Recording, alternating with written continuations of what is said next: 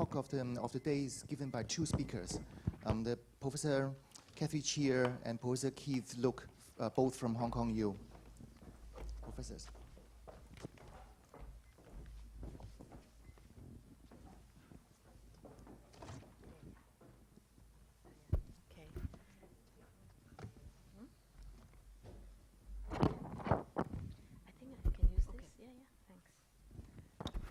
Thank you very much.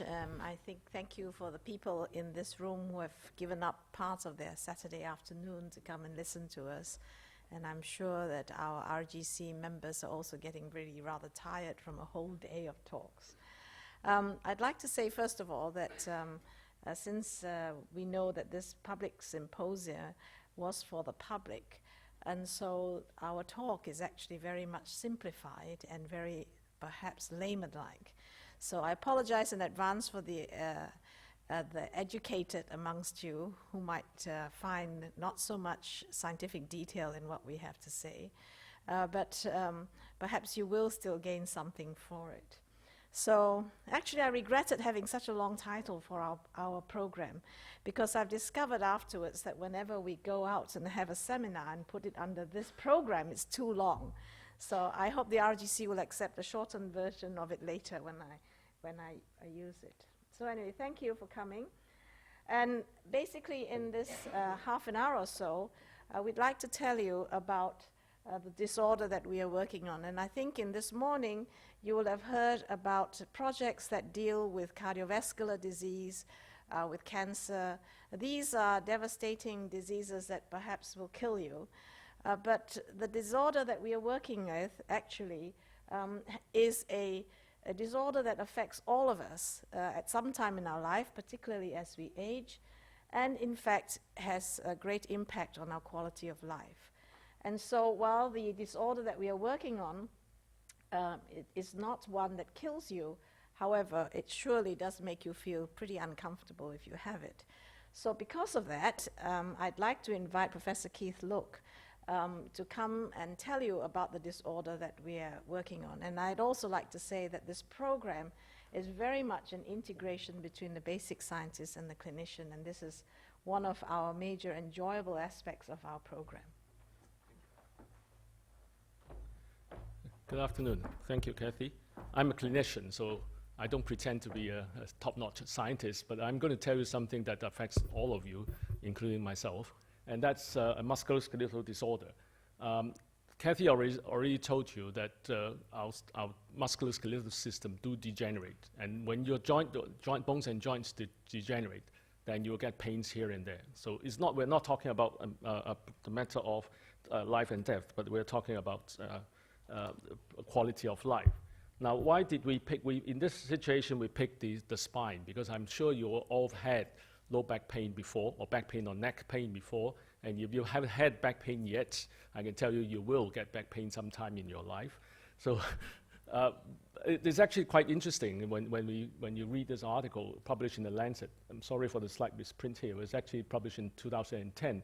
This is amongst the non-fatal diseases which will give you a lot of disability. And back pain and neck pain was actually ranked number 1 and number 4 on this list. So that tells you that if you haven't had back pain yet, you will get back pain, and hopefully not neck pain. The other musculoskeletal disorders and pains and aches here and there is actually ranked number 6. So within the top 10, you have got 3 from the musculoskeletal system. So this is something very important.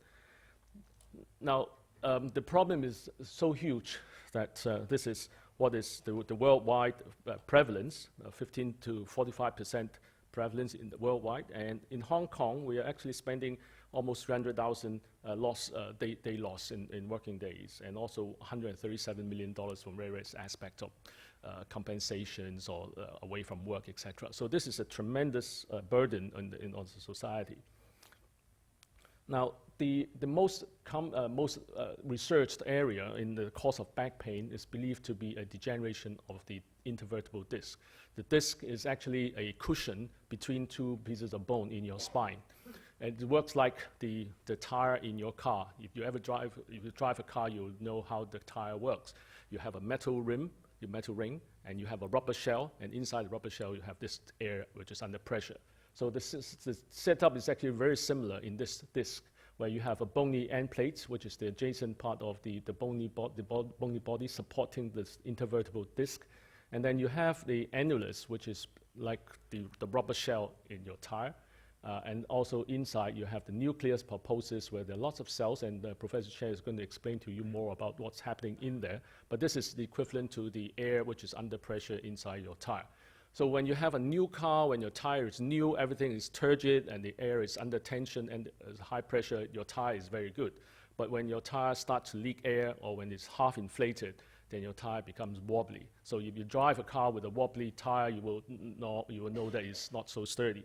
And when you turn corners, you'll find that the car sways. So this is exactly the same when it happens in the spine. When your disc degenerates, you will get settling or change in anatomy, and then you may get back pain. Now, the reason why we thought back pain is actually related to disc degeneration is that when it's found that when you get older, the disc degeneration increases. And when you get older, you also get more back pain. The back pain is more common in the elderly. So we tend to associate the two. Back pain is equivalent to or equals to degeneration of disc, or the degeneration of the disc will give you back pain. Is that all that simple, or is that all that true? So aging does give you back pain, does give you disc degeneration. And then from our previous work in our AOE program, we already also confirmed that the more severe the degeneration, this is the scoring that we use to score the amount of degeneration in the intervertebral disc. The higher the scoring, it's certainly you can find that the more the risk of low back pain goes up exponentially. So not only will you get back pain, it goes up exponentially. The more severe the degeneration, the more back pain you will get. Now, how do we treat back pain as a clinician? We are actually not very good, because we can only salvage the situation. When the disc is degenerated, all we can do is to block off that particular disc. Say, like if you have a perforated tire, punctured tire, what you do is to fill it up with a heart instead of air. You fill it up with something inside to fill up the disc again. So you knock out that disc, and you fuse the two adjacent segments of bone together with bolts and screws and everything. So what happens is that you're blocking off motions in the spine, which is designed to be mobile. Recently, in the last 20, 30 years, people have tried to use artificial replacement of the disc, trying to preserve the motion in the disc, but this is still not totally satisfactory, because in the long term, this is a dead piece of material. It will not last forever. So if you have a replacement of the disc in a very young patient, you don't know what's going to happen 30, 40 years later. So the principle of treatments right now is still a salvage situation. We do not understand why the disc should degenerate. We only know that it gets more common as you grow older, but we don't know why that happens. Is there any way we can prevent that or even reverse that? We don't know. So that is the main purpose of our AOE and now the TBRS program. Now, as clinicians, we use MRIs to assess the amount of degeneration. This is an MRI of a relatively normal spine, and the intervertebral disc is shown here as something brighter on the T2 signal, on the T2 weighted image. So, which means that it's absorbing water inside the nucleus pulposus, and therefore it looks normal. Okay, this is bright is normal. When you have degeneration, the disc loses water absorbing ability, and the disc will become darker. So we use a gray scale to sort of grade the amount of degeneration. The darker it is on the MRI, we give it a higher score, denoting that a more severe form of degeneration. But one thing we also noticed in the clinical setting is that there are different patterns of this degeneration amongst the patients. Some will have a one-segment degeneration. Some patients will have multiple segments, and some patients will have skipped levels of degeneration. Now, if it is all explained by one pathology or one etiology of just aging, then why should the patient have normal discs in between abnormal discs? If it's degeneration process, then every disc should degenerate at the same rate. And so why should there be normal discs intervening between abnormal discs? And also in this situation where the end plates, the bony end plates are irregular, you can see a notch here, a notch there, and sort of kissing notches along the whole length of the spine. So this is not as simple as simple aging. There must be another reason for that. And also we look at changes inside the bone, inside the vertebral body beyond the disc, on the two adjacent sides of the degenerated disc. You see signal changes inside the vertebral body. And we call them describe them as modic changes. But why does that happen, and when will it happen? So the problem is not as simple aging. Is there any other reason why the disc should degenerate, and what can we do about it? Or what do we need to learn more about the disc degeneration now? Give it back to Kathy to explain how the program works. Thank you very much, Keith. So I hope you now see what the problem is. But of course, we would like to understand what causes the problem. And it is without doubt that the environment, nutrition, weight, metabolism all contribute. But it has been found several years ago now from twin studies that indeed the onset, severity, and progression probably of disc degeneration actually has a genetic component to it. In fact, the heritability is supposed to be about 60%. This is from twin studies. And so genetic risk factors obviously will impact on whether or not you get severe disc degeneration, younger or older, and whether it progresses with time. But however, it is really not understood how these risk factors may actually contribute to that. So the vision of our program, indeed for our group, have been working on this for a while, is in the very long term. We hope that through our research that we will make discoveries and come up with applications that will reduce disability from degenerative intervertebral disc disease. But of course, that is a very ambitious vision, and I'm not sure we will come to do that in, say, even 2, 3, 5, or 10 years. However, we hope that what we would like to do in order to go towards that vision is to do research that will help us to understand, first of all, the function, the biology of the intervertebral disc. We need to understand more about how it works and what's important for its function, and how genetic factors actually contribute to the ability of the intervertebral disc to function.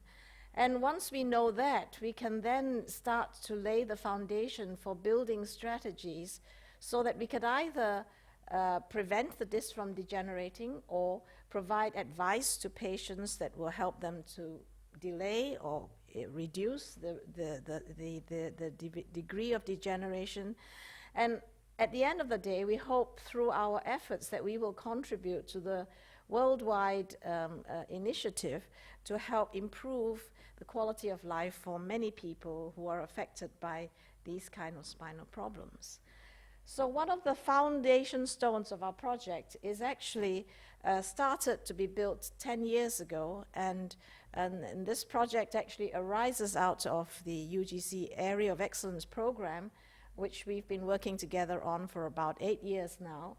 But 10 years ago, with a small amount of money from the RGC and the GRF, we started to collect MRIs. We started to MRI people from the general population and have up to date now collected 3,500 people who we have now collected information regarding their environmental lifestyle.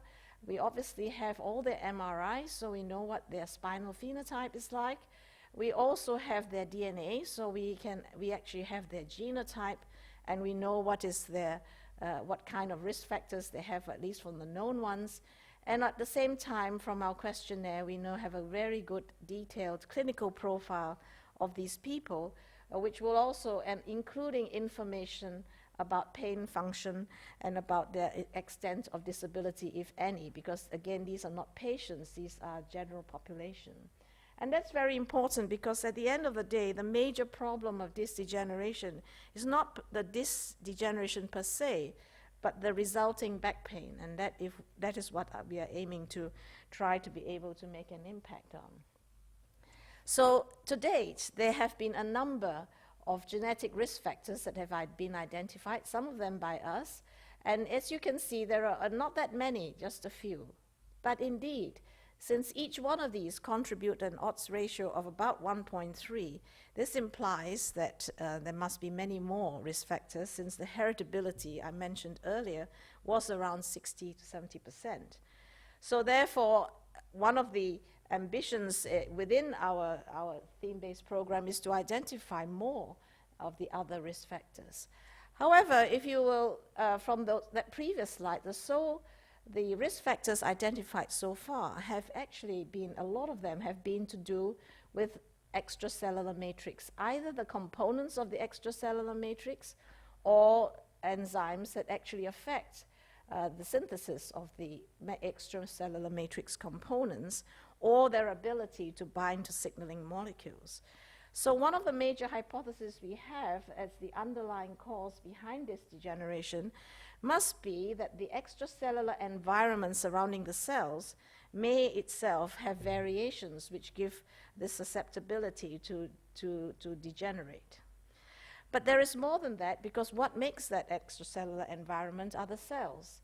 And so there is something very important that we need to understand about the cells in the nucleus pulposus, which is the structure that begins to dry out as the disc degenerates. Now, the origin of the cells in the nucleus pulposus actually starts in the very early embryo.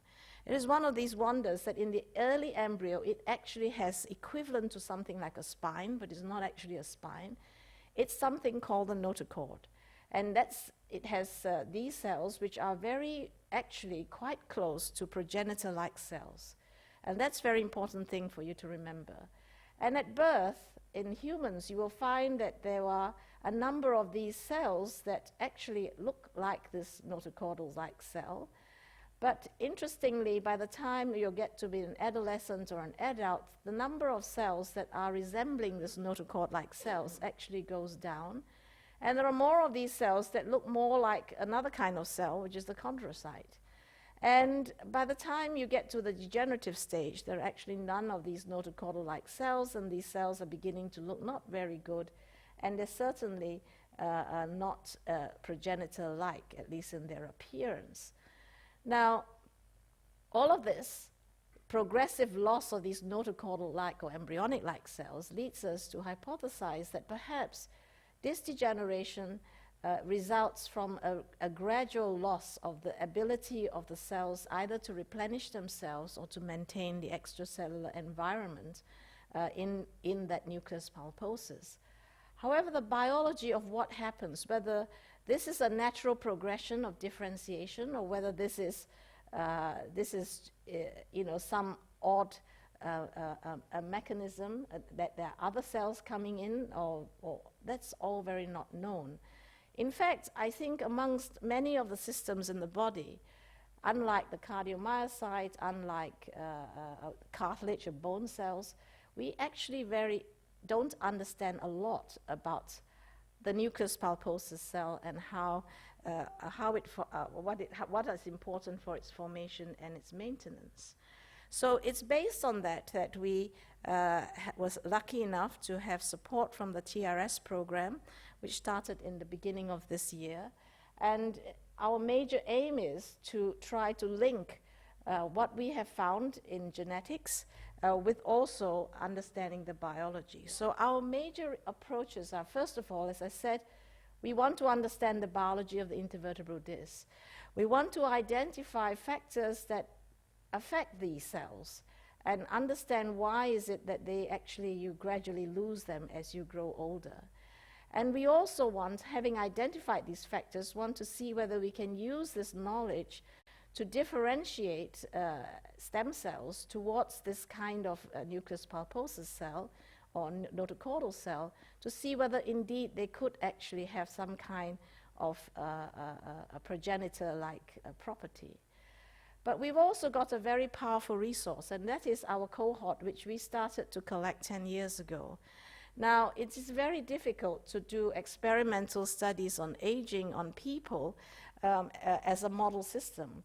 But since we collected the MRIs from our cohort starting from 10 years ago, we are now in a position 10 years later, and as we go through the program, of actually now re-MRIing these spines and then testing to see whether or not from the degree of progression, if any, of this degeneration, to understand, to try to make correlations to see whether indeed the so-called risk factors really are risk factors.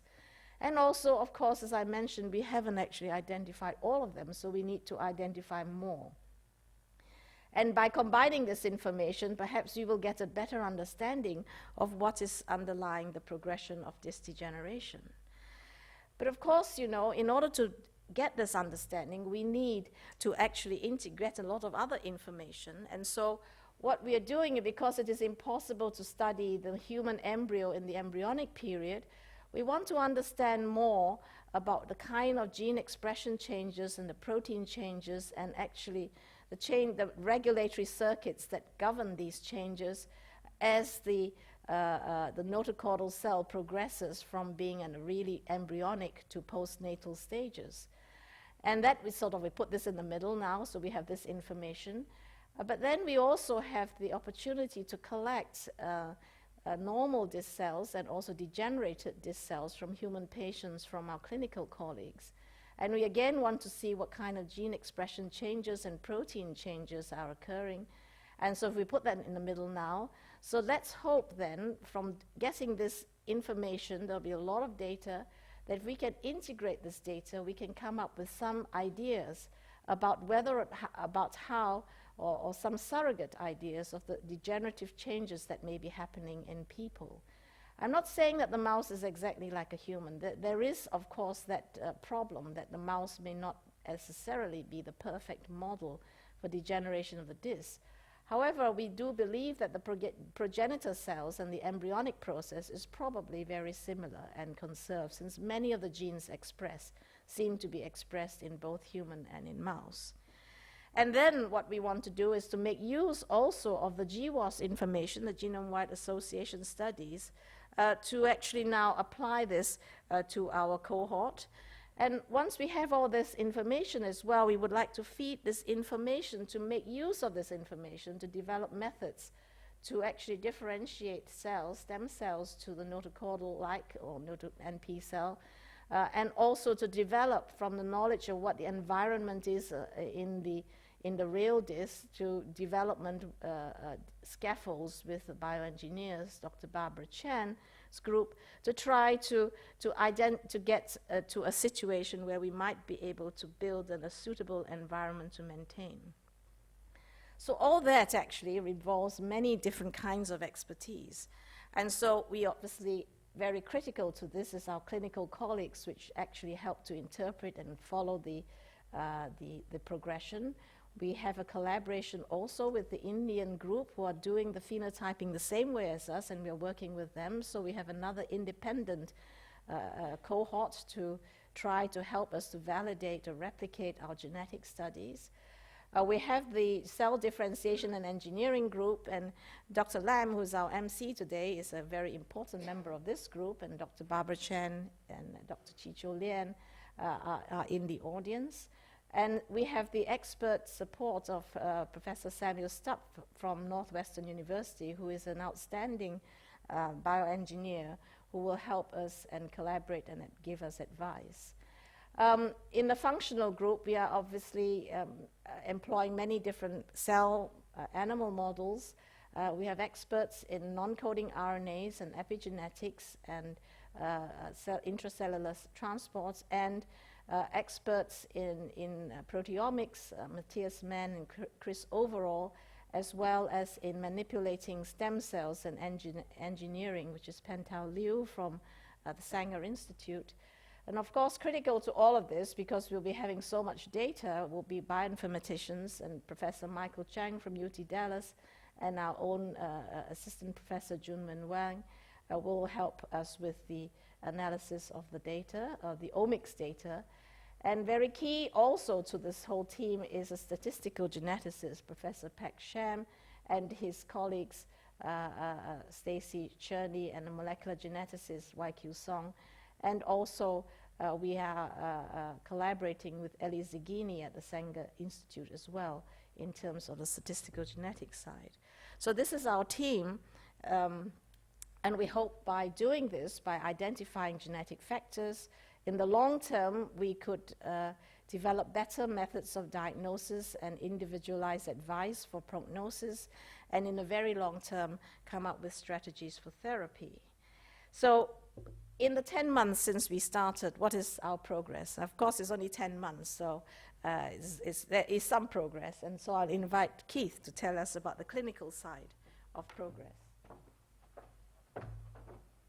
Okay, from the clinical side, I propose I will present the preliminary findings or the results of the longitudinal follow-up on back pains, the incidence of back pains, the MRI changes, and our insight into the possible etiology of so-called degeneration, which I would like to name it as developmental degeneration. In fact, this terminology is not exactly correct. If it's developmental, then it's not degenerated. I would call it, actually like to coin it as disgeneration, if you like. And then the possible etiology of the different patterns of the disc degeneration I've shown you earlier on with the multiple different MRIs. So we have done this longitudinal follow-up of nearly 250 subjects. They did not have back pain at the start, but 10 years down the line, 35% developed back pain. So what does that mean, and why do these people develop back pain and not the others? So obviously we need to look back into their corresponding MRI changes. Some patients had no disc degeneration at the beginning, and 10 years later they now have this degeneration to various degrees and different patterns. And also the patients with modic changes. Modic changes, remind you, those are signal changes inside the bony bodies, and then they did not have modic changes 10 years ago, and now they develop modic changes at the same discs. So now, early on we also told you that the amount of disc degeneration tells you the risk of low back pain, but from the longitudinal follow-up, we now found that it not only tells you that your risk of low back pain, but it also tells you a little bit about the severity of the back pain, meaning that if you get more severe degeneration, the chances of you not getting back pain, and also it will be more severe back pain. So that's something interesting, how we could correlate with the other MRI changes or the genetic variants, something to be further elucidated. Now this is the other topic about the formation of the disc that Kathy mentioned about the nodal cord. This is the original location of the nodal cord, which gradually, as the vertebral body and the disc developed, the nodal cord is squeezed, and then the remaining part of the nodal cord is left to form the nucleus pulposus. So this is kind of the remnant of the nodal cord, and then the nodal caudal tract is actually left inside the middle of the vertebral body. And anatomically, it will be more like near the centrum of the vertebral body in the front. And this correlates very well anatomically with the confluence of the ossification centers of the different parts of the bone, and this is where the remnant of the nodal cord would be. Now, if we look at this pattern again, this is not exactly the same subject, but we are seeing this kind of phenomenon, that the disc degeneration or darkening of the disc, it correlates with the presence of these small snokes. And when we look at the small snokes in the child and the small snokes in the adult, you can see the location of these small snokes or irregularity of the end place actually correlates very well with the location of the remainder of the remnant of the nodal cord. So that gives us, suggests to us that this may be a developmental issue, that the remnant of the nodal cord is actually left like a mark, a umbilical mark on the vertebral body, presenting later on with the small snokes. And this is associated with darkening of the disc, and we have always assumed that these are actually degenerated discs. To me, this might have never generated. So in that sense, a black disc or a dark disc in this kind of situation should not be labeled as a degenerated disc. So this will have a high impact on how we would refine our phenotyping in the future, whether we should lump them into the same group as disc degeneration. So we thought this may be a developmental problem with this degeneration or disgeneration. Now, we mentioned earlier on there are different patterns of this degeneration, and we have tried to analyze the prevalence of the location, whether it's in the lower part of the spine or whether it's in the upper part of the spine. And what our preliminary finding is that the degenerated discs in the upper part of the spine, of the lumbar spine, actually are not age-related. Degenerations or black discs in the lower part of the spine are actually age-degenerated. So that also suggests to us that this may have a different, may have different etiologies. This may be a developmental type of degeneration, and this may be age-related. And this is because biomechanically, we know that this part is much heavier, loaded a lot more than the upper part of the spine. So that makes sense. This thing is probably the lower degeneration are age-related, and these are probably developmental. So in summary, from the early preliminary results, we have now been able to identify the longitudinal follow-up of back pain, the incidence of back pain as IDD as a predictor. IDD in the upper level may have a different etiology than IDDs in the lower vertebra, and hopefully we can correlate it with other genetic markers and genetic variations. Kathy, please. So I'd like to say that indeed this careful phenotyping is very critical for the interpretation of a genetic analysis later, because in fact the definition of the phenotype is absolutely critical for genetic studies. So from the bench side, what we have is made some progress towards identifying additional risk factors. I'll tell you a little bit about our progress with the omics part of the project in terms of knowing about the transcriptome of the disc cells, and some exciting, very preliminary data about how to differentiate NP cells from embryonic stem cells. So I said our aim was to identify new genetic risk factors, and of course outcoming initially from major support from the AOE, and then finishing up with the beginning part of the TBRS, we have been able to identify a new genetic risk factor for disc degeneration from using families with severe early onset disc degeneration combined with genome-wide association studies and a meta-analysis with Finnish, Chinese, and Japanese populations all combined. We found a new gene, a variant of this gene, CHST3, a chondroitin sulfur transferase, which has been, and this paper just recently came out, and that has been found to be a new risk factor. Now, chondroitin 6 trans-sulfotransferase 3 is an important enzyme that catalyzes the addition of sulfates to proteoglycans, and this is an important component that contributes to the hydration of the nucleus pulposus. And what we have found is that this variant really results in, at the end of the day, results in reduced amount of enzyme activity, and therefore is likely to contribute to variation in the mechanical properties of the intervertebral disc. What we also found from our further analysis of phenotypes and linking it to our genetic studies is that we found that disc degeneration and disc bulging were very closely connected together. So when we actually look at our phenotypes and the GWAS data and look for disc bulging, this is the level of a p-value that we got, which is not quite at genome-wide significance. If we look at disc degeneration separately, again, it is not quite at genome-wide significance.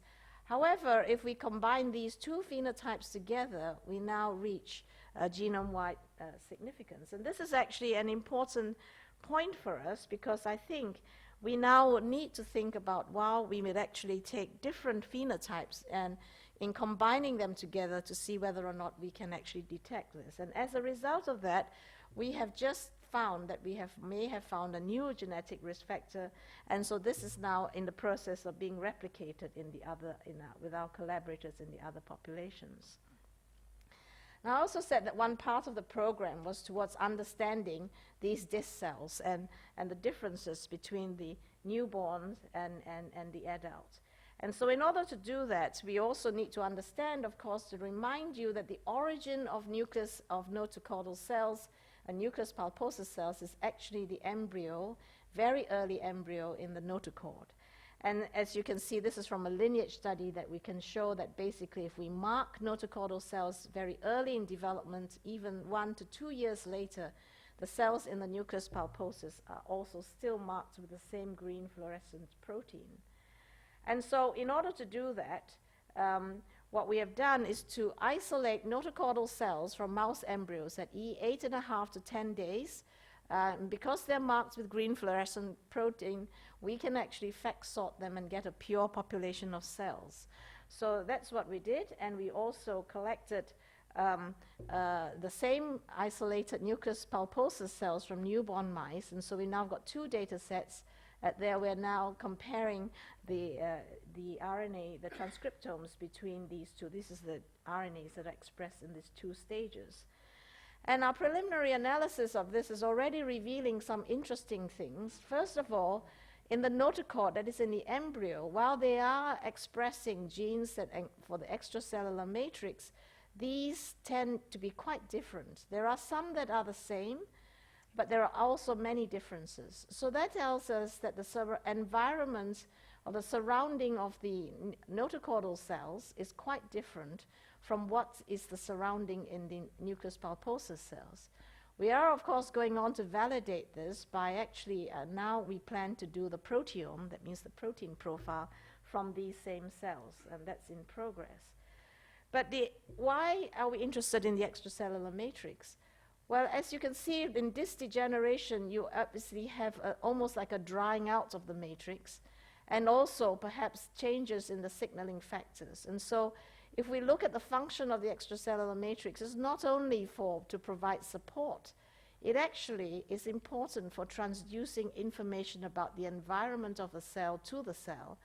And it actually therefore forms a kind of a niche in which the cell feels comfortable in.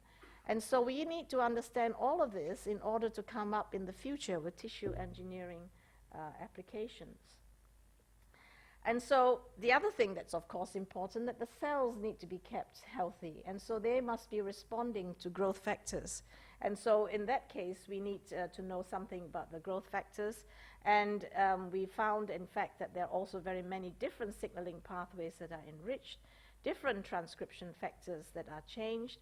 And finally, this is just finishing off now, I see time's up, that indeed, if we know that the marker of a notochord is these 2 genes, FOXA2 and T, Xizhu Lian has made first steps towards doing that in differentiating human embryonic stem cells, and is able to identify a subpopulation of cells that are both expressing FOXA2 and T, and maybe this is a baby first step towards getting NC cells. And so this is our future. We will continue to progress, we hope, successfully, and in the long term, hopefully, we'll all be able to do that at 85 years old. Thank you very much. Thank you. Questions? Kathy, that was a mastery presentation. I enjoyed it very much. It is exactly what the theme-based research hoped for, and a multidisciplinary and seamless integration between clinician and basic scientists. Congratulations. I do have one question, because I'm an immunologist. Is there any inflammatory elements in the environment of the disc, in between the disc? Oh, absolutely. Actually, in terms of, we actually feel that inflammation may actually have an important role. In fact, one of our candidate genes are to do with inflammation, in fact. Which one's TNF-beta? No. Which one is it, Danny? TNF? Alpha? Alpha, Yeah. right? Yeah. Because I spot TNF-beta there. I didn't see the alpha. Okay. So I think this is an area you might like to explore. Yes, actually, we started off in the AOE doing a candidate gene approach. So we took all these pathways, what we thought. And actually, we should have a paper coming out of our failure to find on a candidate gene basis association. Maybe that our population size is not big enough, I don't know what. But so that's why we now decided to bite the bullet and do a genome-wide association type study, and actually sequencing. So we haven't actually started doing all this sequencing, but in the project we're doing sequencing. And so maybe in an unbiased way we will find, maybe the particular candidate gene that we looked for wasn't the right one, So I also want to join Eddie in congratulating Kathy and Keith for a masterpiece. Really exciting. So and you got this tremendous 8-year prep work, and now you're taking off, and it's terrific. It's really great. I particularly like the degeneration hypothesis or postulate. I think that has a lot of leg to stand on. So let me fast forward, for example, and say, you did say 2, 3, 5, and 10. So let's go with 10 then. 10 years from now, let's say you got all the master genes for NP cell generation from whatever stem cell you want, and you found the right matrix components that are pro-nucleus phenotype, and then you got the right people, patients that will need your help. So maybe I should ask Keith that question. So what would be the final embodiment of this knowledge? How would you go about then helping that guy who's coming in with either a horrendous low back pain or a young child who you know because of genetic analysis that's going to get one next time he jumps off the trampoline or whatever? I mean, what would you do? I mean, in practice, I know it's not so fair because you haven't done the experiment, but if you were to project towards the future, what would you do? Well, just before I answer that question, I think there's another area that we haven't explored. That is the end plate. The end plate. I was going to ask you that. Yes, because then I think that now we're looking at what Kathy said is actually what's happening inside the nucleus pulposus, why the cells change, and so on. What happens when the cells change? But I think the thing that trigger all these is actually degeneration or aging of the bony end plate. Yeah.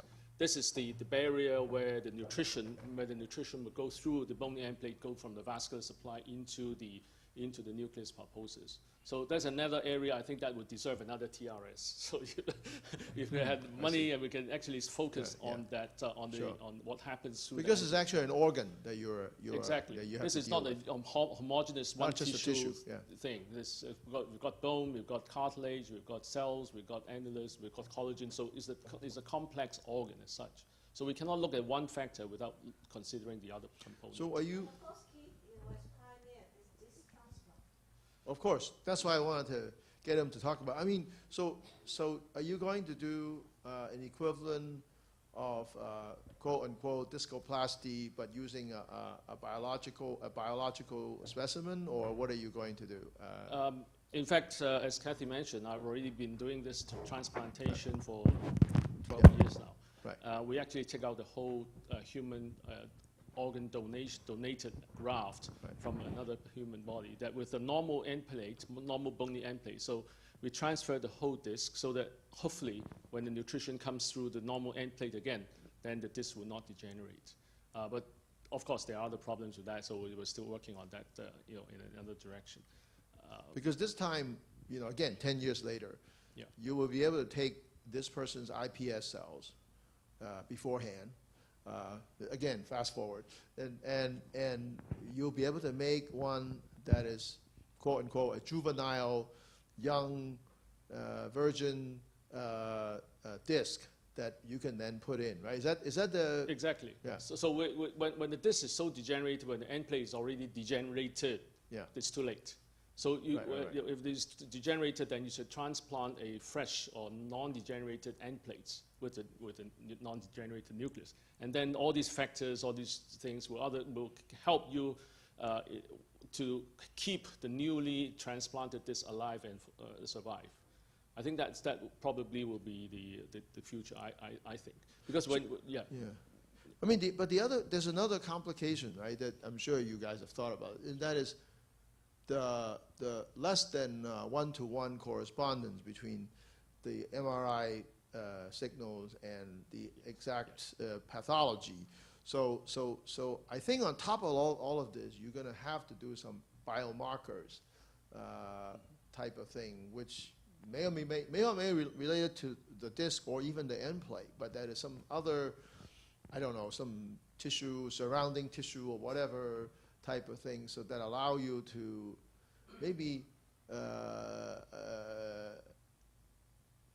preemptively. I mean, the idea is to catch this before it gets to a point where, you know, it's no point of no return, right? So exactly. So that is why we're doing this time stage comparisons, and also we do have a mouse model with early onset severe disc degeneration.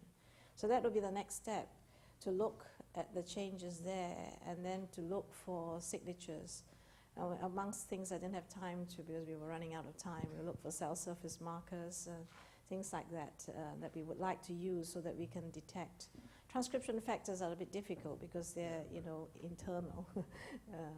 I think Anne has got a question. Yeah, I've got a slightly different kind of question, I guess. I mean, one of the things that really struck, it was lovely, beautiful talk, really loved both your parts of it, because I'd never really thought about the different patterns of disc degeneration in that way.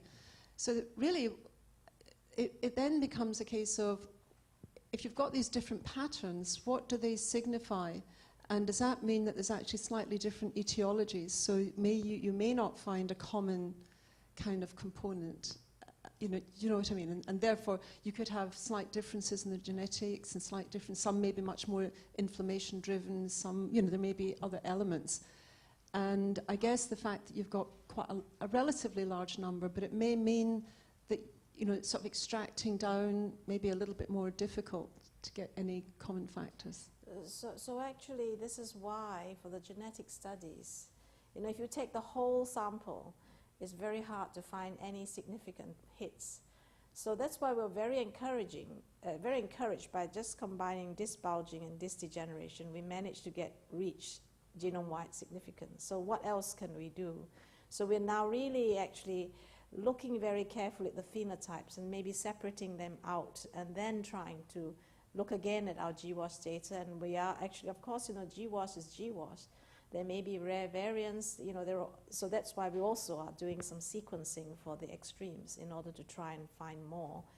And actually, I believe at the end of it, I think it's gene regulation that is underlying this. Because you're not having a mutation, you're having a variation, apparently, of amounts of something in the disc or the end plate in the way it functions. So therefore, we need to find the regulatory elements that are controlling these. And maybe some of the hits will actually lie in regulatory, either cis-regulatory elements or even non-coding RNAs or microRNAs. In fact, you know, the CHSC3 variants we found, didn't have time to say, actually created a microRNA binding site, which now makes CHSC3 in people who have this variant a target for this microRNA. So, and then we could demonstrate reduced amounts of CHSC3 in the appropriate disc. So that was what our paper was about. It's very exciting. So now, going back to your last slide here, right? I guess, and I think your first slide, which was all about exercise and how that might impact on it. Do you really think then that exercise is going to be a player in ameliorating disc degeneration? Well, yes and no. The appropriate amount of exercise is good. Too much or too little is not good. So I think it's hard to tell. But I think there is a danger in that if we then in the future, 10 years down the line or 20 years down the line, we can identify this person is at risk of this degeneration, then maybe this person should not be hired for certain kind of jobs. You know, I don't know what the implication will be. So you'll be screened before an employment saying that you are not suitable for this job. It raises all kinds of ethical issues there. Come and join our public forum on genetics, which is happening in a little bit. Any more questions? If there's no question, then thank you to professors for the excellent talk. And this is the end of today's program. So on behalf of the organizer, I would like to thank all the speakers today and your participation. I believe there are posters outside, and they're still open. So please go and have a look at the poster and discuss with the scientists. So thank you very much.